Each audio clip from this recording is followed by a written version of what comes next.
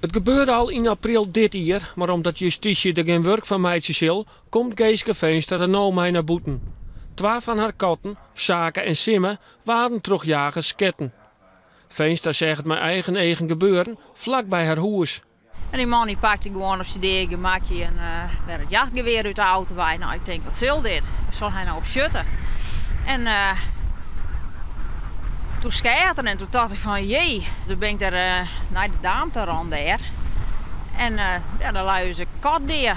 Ze liet het er net bij zitten, stappen naar de politie en doen onderzoek naar de deertsoorzaak. We hebben ze naar de veearts gebracht. We zijn de sneurtemoors weer in de fortnadelijk mee aan de slaggang. En we hebben röntgenfoto's van meidje. Nou, dat zei gewoon verschrikkelijk. Die katten die zitten nou, misschien wel tussen de 30 en de 50 hagels in. Dat is verschrikkelijk. Veearts had ik zei van, nou, dit heb ik nog nooit gezien. In Friesland maaien verwilderde katten oorsketten worden.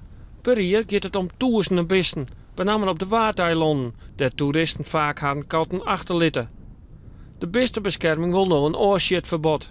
In de praktijk blijkt nu dat zo dicht bij een huis per ongeluk daardoor de huiskatten van mensen worden afgeschoten. En ja, dat moeten we natuurlijk ten alle tijde zien te voorkomen.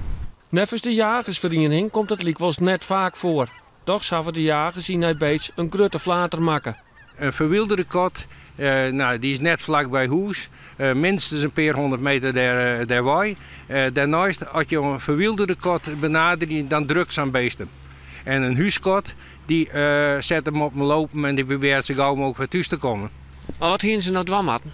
Ze gingen in ieder geval goed schermatten, is het een verwilderde kat, ja of nee? En dat is in dit geval helaas net gebeurd.